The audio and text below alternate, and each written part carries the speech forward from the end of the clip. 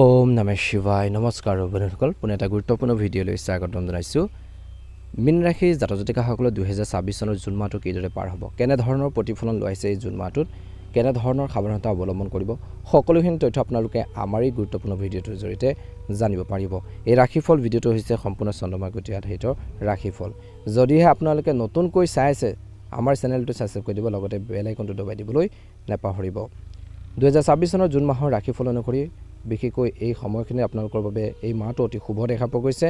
জীৱনৰ বহু ক্ষেত্ৰতে আপোনালোকে নতুন সুযোগ পাব আৰু ইতিবাচক শক্তি বাঢ়িব আৰু কিছু ক্ষেত্ৰত অলপ ধৈৰ্য ধৰি কাম কৰিলে সফলতা লাভ কৰিব। গ্ৰহৰ ডাঙৰ পৰিৱৰ্তন হ'ব জুন মাহত।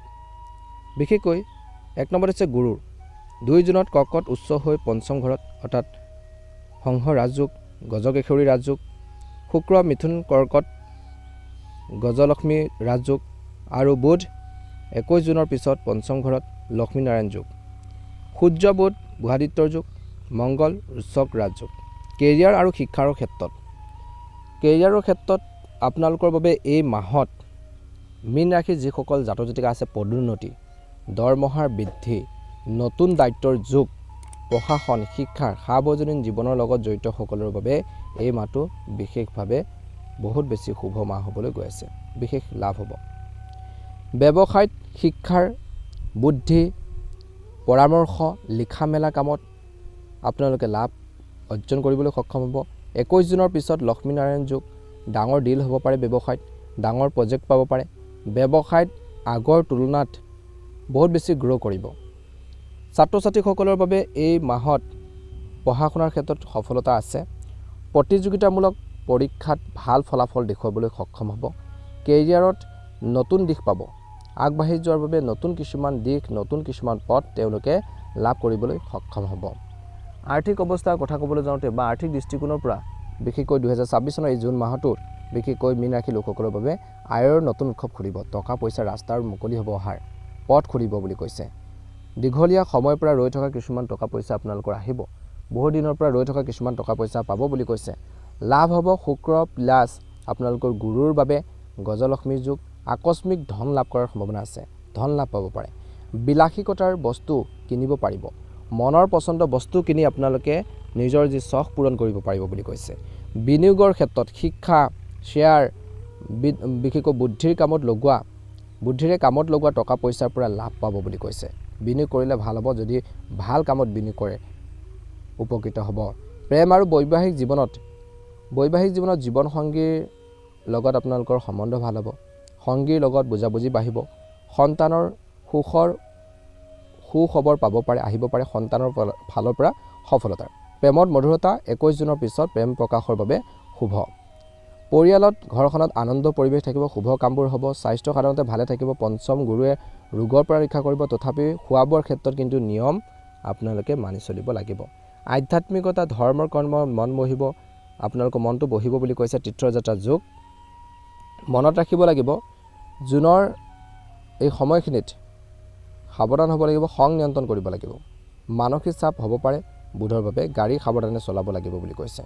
মনত ৰাখিব জুন মাহত বিশেষকৈ আপোনালোকে নিজৰ কৰণীয় যিখিনি কাম আছে সেই কামখিনি কেনেকৈ কমপ্লিট কৰিব পাৰি তাৰ ক্ষেত্ৰত আপোনালোকে গুৰুত্ব প্ৰদান কৰক। নিশ্চয়কৈ আপোনালোকে অনুকূল ফলাফল দেখিবলৈ সক্ষম হ'ব। গতিকে এইখিনি ক্ষেত্ৰত নিশ্চয়কৈ গুৰুত্ব দিব লাগিব বুলি কৈছে। জুন মাহৰ ৰাশিফল অনুসৰি এই মাহটো বিশেষকৈ অসম্পূৰ্ণ কামবোৰ হ'ব। যিবোৰ কাম আটকি ৰৈ আছিল সেইবোৰ আগবঢ়াবলৈ ভাল সময়। মাহৰ দ্বিতীয়াৰ্ধৰ সময়খিনিত গতি আহিব। ভাৰসাম্য দৰকাৰ। কিছুমান কাম আশাতকৈ সোনকালে হ'ব, কিছুমান কাম সময় লাগিব। ধৈৰ্য প্লাছ বুজন শক্তি দুয়োটাই লাগিব। নতুন শিকনি, নিজৰ উন্নত কৰা নতুন স্কিল শিকাৰ সুযোগ। মনত শান্তি ৰাখিলে ভাল ফল পাব। কেৰিয়াৰ বা চাকৰিৰ ক্ষেত্ৰত এই মাহটো আপোনালোকৰ মিলা জোলা আৰম্ভণিতে টান যেন লাগিব, কিন্তু লাহে লাহে স্বাভাৱিক হ'ব। কষ্ট কৰিলে নিশ্চয়কৈ ভগৱানে আপোনালোকক ভাল সুযোগ দিব। মাহৰ শেষলৈকে আপোনালোকৰ অৱস্থা ভাল হ'ব। ব্যৱসায়ত দৌৰা দৌৰি বাঢ়িব। কষ্ট বজাই ৰাখিলে সহায় পাব। টিপছ হৈছে আপোনালোকৰ টিমৰ লগত আপোনালোকে মিল ৰাখিব। অফিচত নতুন কাম আৰম্ভ কৰাৰ সহজ নহ'ব, কিন্তু সহযোগো পাব বুলি কৈছে। জুন মাহৰ ৰাশিফল অনুসৰি আপোনালোকৰ অনুকূল দেখা পোৱা গৈছে। এই মাহত আপোনালোকৰ ৰাশি অধিপতি বৃহস্পতি। বিশেষকৈ আপোনালোকে এই মাহত যাত্ৰা, বিনিয়োগ, কাগজী কামত সফলতা পাব পাৰে। কেৰিয়াৰৰ দৃষ্টিকোণৰ পৰা আপোনালোকৰ কৈছে যে মীন ৰাশিৰ জাতক জাতিকাসকলৰ আধ্যাত্মিক উন্নতি, কামত ধ্যান ধাৰণাৰ প্ৰভাৱ পৰিব, গুৰুৰ কৃপাত সন্মান বাঢ়িব। প্ৰেম আৰু বৈবাহিক জীৱনত প্ৰেমত গভীৰতা আহিব বুলি কৈছে। ইজনে সিজনৰ অনুভৱক বুজি পাব, সন্মান কৰিব। বৈবাহিক জীৱনৰ বাবে বিশেষকৈ জীৱনসংগীৰ বাবে কিছু আপোনালোকৰ দামী বস্তু কিনিবলগীয়া হ'ব পাৰে। তেওঁলোকৰ সুখ দুখত লগ দিব লাগিব। সংগীৰ লগত আত্মিক সংযোগ বাঢ়িব। স্বাস্থ্যৰ ক্ষেত্ৰত পানী বেছিকৈ খাব এই মাহত, জল তত্ত্বৰ ৰাশি, গতিকে পানী আপোনালোকে খোৱাটো গুৰুত্ব দিয়ক। ধন আৰু বিত্তৰ ক্ষেত্ৰত খৰচ নিয়ন্ত্ৰণত ৰাখিব লাগিব। মীন ৰাশিৰ জাতক জাতিকাসকলে খৰচ অলপ নিয়ন্ত্ৰণত ৰাখিলেহে ভাল হ'ব। অযথা অপ্ৰয়োজনীয় কামত খৰচ কৰি থাকিলে পাছত যেতিয়া টকা পইচাৰ প্ৰয়োজন হ'ব, মাহত ধাৰ ল'বলগীয়া হ'ব পাৰে, ঋণ ল'বলগীয়া পৰিস্থিতি আহিব পাৰে। গতিকে এই ক্ষেত্ৰত নিশ্চয়কৈ গুৰুত্ব দিব লাগিব বুলি কৈছে। এই মাহত কিন্তু মনত ৰাখিব লাগিব, জৰুৰী কিনা মেলা শেষ কৰিব লাগিব। যিখিনি ইম্পৰ্টেণ্ট বস্তু আছে সেইখিনিয়ে কিনিব। অদৰকাৰী বস্তুবোৰ কিনি পেলাই বিনিয়োগ নকৰিব। বিনিয়োগৰ বাবে সোমবাৰ বুধবাৰটো আপোনালোকৰ বাবে শুভ। বৃহস্পতিবাৰে বিষ্ণু পূজা কৰক। পীতাম্বৰ আৰু হালধীয়া ফুল অৰ্পণ কৰক বুলি কৈছে। হালধীয়া বা সাগৰীয়া সেউজীয়া কাপোৰ পিন্ধিব, গুৰুৰ কৃপা বাঢ়ে বুলি কৈছে। কলগছত পানী দিব, হালধীয়া সূতাৰ বান্ধিব। ৰাহু ভ্ৰমণৰ পৰা বাচি ৰাখিবলৈ বিশেষকৈ ধ্যান প্ৰাণায়াম কৰিব বুলি কৈছে। বিশেষকৈ জুন মাহৰ এই সময়খিনিত হালধীয়া ৰং বেছিকৈ ব্যৱহাৰ কৰিব মীন ৰাশিৰ জাতক জাতিকাসকলে। বৃহস্পতিৰ শক্তি বাঢ়ে, ইতিবাচকতা আহে বুলি কৈছে। বৃহস্পতিবাৰে গুৰুত্বপূৰ্ণ সিদ্ধান্ত, নতুন কামবোৰ কৰিব, বিশেষ ফলদায়ক হ'ব। শুভ অংক 3 অৰ্থাৎ জীৱনত যিকোনো ৰূপত ৰাখিব। মোবাইল, গাড়ী নম্বৰ, তাৰিখ। বিবাহ, চাকৰি আৰু বিনিয়োগ। ব্যক্তিগত কুণ্ডলী চাই ল'ব, কুণ্ডলী মিলাব। মাংগলিক দোষ, নাৰী দোষ পৰীক্ষা কৰাব। এই দিনটোত অৰ্থাৎ এই মাহত বিশেষকৈ হালধীয়া ৰং লগোৱা, বৃহস্পতিবাৰে বিষ্ণু জপ কৰাৰ গুৰুৱে আপোনালোকক কৃপা কৰিব। অসম্পূৰ্ণ কামবোৰ কৰিব পাৰিব এই মাহত। শিক্ষা পাব বুলি কৈছে। যিখিনি আপোনালোকৰ আধৰুৱা কাম আছিল সেইখিনি কৰিব পাৰিব। বিশেষকৈ আপোনালোকৰ ঘৰখনত এক ইতিবাচক পৰিৱেশ বিৰাজ কৰিব বুলি কৈছে।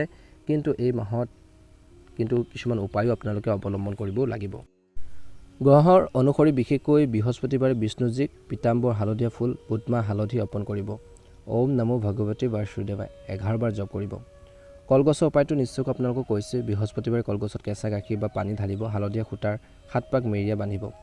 দান কৰিব বৃহস্পতিবাৰে হালধীয়া কাপোৰ, কিতাপ, বুটমাহ, গুৰ, ব্ৰাহ্মণ বা শিক্ষকক দান কৰিব। বিশেষকৈ আপোনালোকৰ বাবে মানসিক ভ্ৰমণ কাটিবলৈ, ৰাহুৰ বাবে মানসিক ভ্ৰমণ কাটিবলৈ ৰাতিপুৱা ধ্যান প্ৰাণায়াম প্ৰতিদিনে ৰাতিপুৱা 15 মিনিট অনুলোম বিলোম আপোনালোকে কৰিব। শিৱ পূজা কৰিব। সোমবাৰে শিৱলিংগত পানী প্লাছ চেনি ঢালিব। ওম নমঃ শিৱায় মন্ত্ৰটো 11 পৰা জপ কৰিব। ধন আৰু কেৰিয়াৰৰ বাবে লক্ষ্মী নাৰায়ণ যোগ। 21 জুনৰ পিছত বিষ্ণু প্লাছ লক্ষ্মী একেলগে পূজা। হালধীয়া মিঠাই ভোগ দিব। কাৰ্যালয়ত বা কৰ্মক্ষেত্ৰত ডেস্কত হালধীয়া ফুল বা বিশেষকৈ আপোনালোকে স্বৰ্তিকৰ যন্ত্ৰ ৰাখিব। গুৰুত্বপূৰ্ণ কাগজ বিনিয়োগ চুক্তি বুধবাৰ আৰু সোমবাৰে শেষ কৰিব।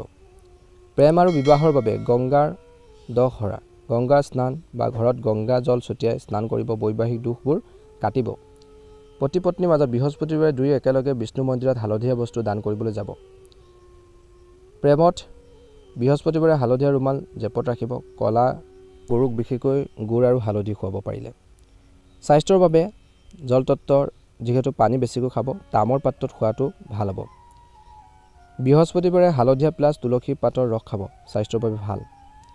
ডিপ্ৰেশ্যনৰ বাবে সাগৰ, নদী পাৰত 10 মিনিট আপোনালোকে, সাগৰ নাথাকোঁতে নদী পাৰ বা তেনেকুৱা পুখুৰীত নিৰ্জন অলপ ঠাইত বিশেষকৈ 10 মিনিট খালী ভৰিৰে আপোনালোকে খোজকাঢ়িব।